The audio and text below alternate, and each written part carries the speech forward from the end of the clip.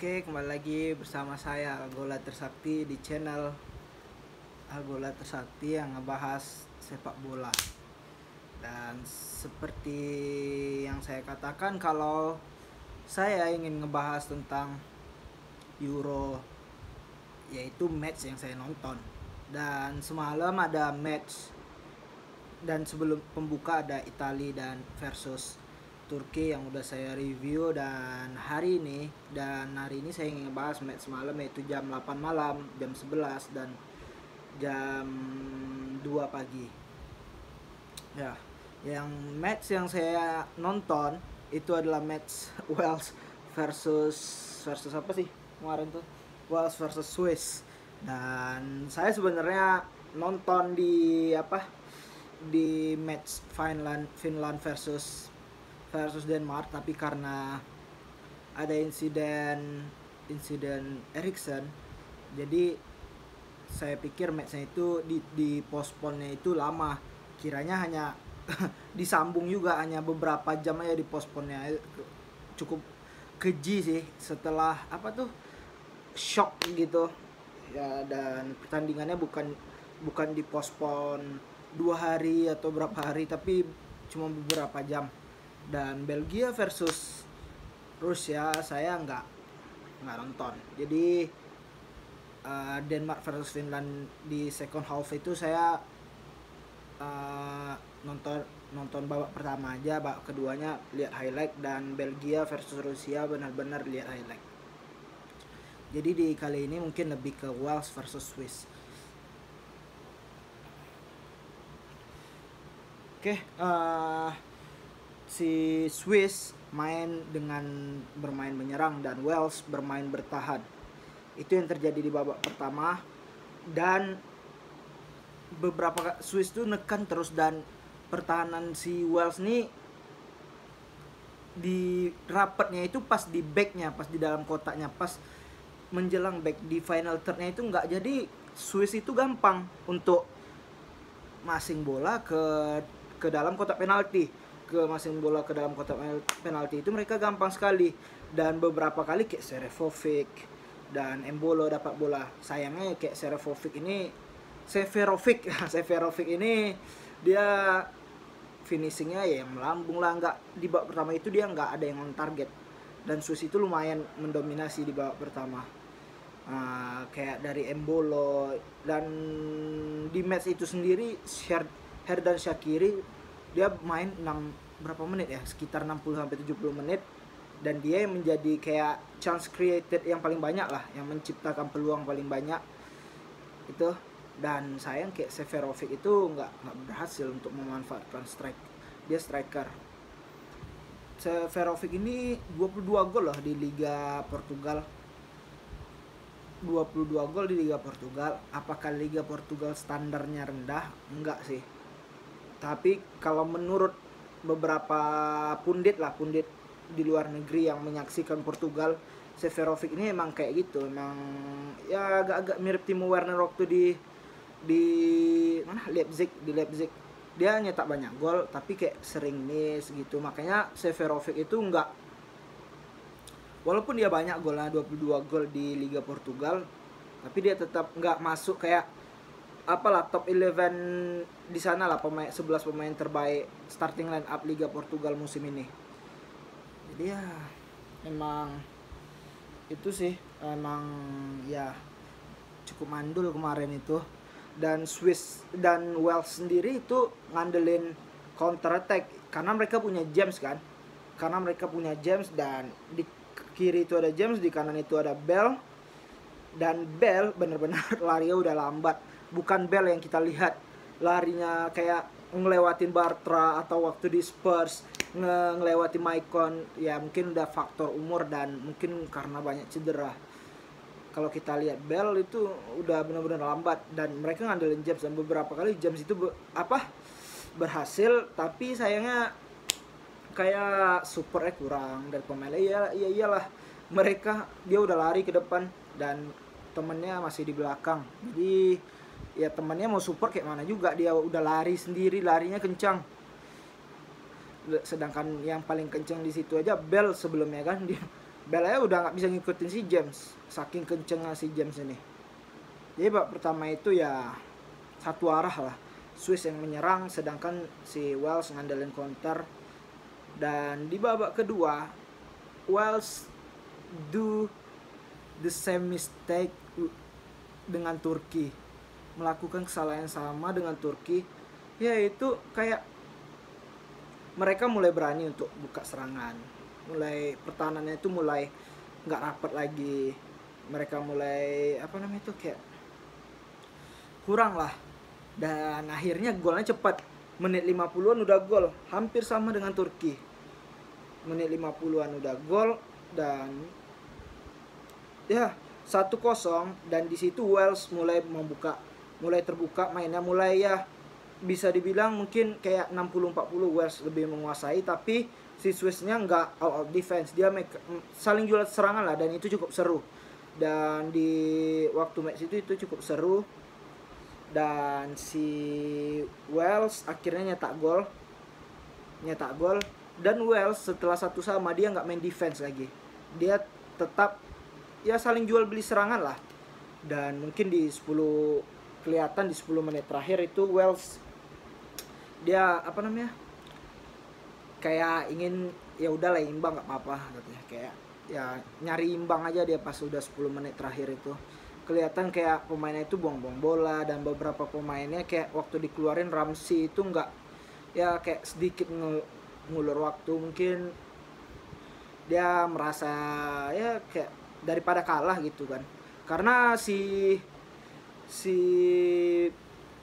Swiss sendiri nyetak gol. Sayangnya offset si Gafra itu, dia nyetak gol baru masuk sentuhan pertama langsung nyetak gol. Ya itu sih, mungkin mereka berpikir di situ ya udahlah imbang aja gitu. Dan Embolo sih oke. Dan dia kalau nggak salah dia man of the match-nya kemarin. Emang dia nyetak gol, dan Gafra itu dia yang assist, sayang offset. Kalau itu gol, dia 1 gol 1 assist. Dan Embolo bagi yang main Fantasy Euro sih untuk di grup oke sih. Siapa nih diambil Embolo, karena dia dribblenya juga bagus. Ketika dia megang bola itu something happens dengan attack-nya Swiss itu. Sesuatu itu terjadi, kayak ada peluang, ada shooting kalau dia megang bola, walaupun kadang dia memang terlalu lama. Tapi benar-benar dia yang hold the ball, dia yang ngelewatin pemain, dribble, dan ya betul-betul bagus sih. Selain dia ada kayak Mbabu yang juga bagus di kanan, yang ya good menyerang, good defense juga. Dan Granit Xhaka menunjukkan kelasnya sih, dia pemain yang Granit Xhaka ini ketika dia bermain di kayak Euro, pokoknya bermain di kompetisi dengan negara ini, dia kan seringnya emang bagus. Walaupun di Arsenal dia kayak bahkan fansnya sendiri sering ngejudge dia, tapi kemarin dia oke banget. Jadi itu kalau Swiss versus Wales kemarin. Secara overall sih kalau kalian nonton match ini seru. Walaupun ya bukan big team lah, tapi ini seru banget sih. Dan ada beberapa nama besar kayak Ramsey, Bell, Granit Xhaka. Jadi cukup seru lah. Oke, lanjut kita di match Denmark versus Finland. Ya Denmark dengan kualitas pemainnya kayak Eriksen, Braithwaite itu oke loh kemarin mainnya waktu sebagai winger kiri. Ada Poulsen, striker Leipzig. Dan sedangkan Finland yang saya tahu itu cuman Kamara dengan gelandangnya, Kamara dengan si strikernya Pukki. Jadi memang benar-benar secara kualitas itu jauh. Dan Denmark nyerang bermain. Dan kerennya Finland, walaupun mereka main defense, ketika goal kick nih mulai dari kiper, mereka build up. Walaupun build up-nya kadang putus di tengah. Di sini kita melihat bahwa sepak bola modern ini, klub sekecil apapun, negara sekecil apapun sekarang di Europe ya, khususnya di Europe, itu tuh mereka berusaha untuk bermain build up dari bawah, passing, bukan lagi kayak long pass ke depan. Dan mereka sendiri bermain dengan 3-5-2 si Finland. Jadi memang kayak kayak di era modern ini kita kembali menggunakan 3-5-2, di mana 3 back, 5 gelandang, 2 striker, atau 3-4-3, yang dimana wingnya itu kanan dan kiri itu jadi back. Jadi ketika bertahan back itu jadi 5, dan menyerang back itu jadi 3 gitu. Jadi di sepak modern itu udah seperti itu. Kayak sekarang kita lihat kayak Guardiola build up dengan 3 back walaupun formasinya 4 back. Tuchel dengan jelas 3 back. Atletico Madrid seperti itu. Jadi kayak beberapa tim itu build up-nya memang udah 3 back gitu, dengan gelandangnya jadi 5. Ketika bertahan wingernya tuh jadi wing back gitu. Jadi makanya kayak pemain kayak si Cuadrado, mungkin Moses, tipe-tipe seperti itu menjadi terpakai di ini baru nih, di gaya permainan baru. Jadi Finland ini ya dia berani bermain lah, dan cukup awal-awal tuh kayak jual beli serangan, dan akhirnya Denmark menguasai sih di babak pertama itu. Dan dia nyerang-nyerang terus, dan kiper ini Deki, susah sih nyebut nama kiper Finland ini, dan dia top banget kemarin. Dia benar-benar good, banyak save-nya di babak pertama, dan bahkan di babak kedua kalau kita ngeliat highlightnya, saya lihat di highlightnya dia nepis penalti dari Højbjerg. Dan saya kurang tahu man of the match-nya siapa. Oh, Eriksen man of the match, but the real man of the match sih dia harusnya. Ngelihat dia bermain di babak pertama, dan harusnya di babak kedua dia kayaknya banyak juga penyelamatannya, termasuk save penalti. Dan dia benar-benar ya save the day for Finland lah. Benar-benar save the day for Finland. Jadi kayak Denmark sendiri good sih permainannya, dan banyak orang yang ini eranya Laudrup ya, gitu-gitulah, karena permainannya yang bagus dan simple, passing nggak banyak passing ke depan langsung shooting, walaupun kayak finishing apanya itu kan masalah individual, dan yang pasti permainannya bagus. Dan di babak pertama itu ya, untuk kalau saya seru dinonton, kalau saya pribadi itu seru.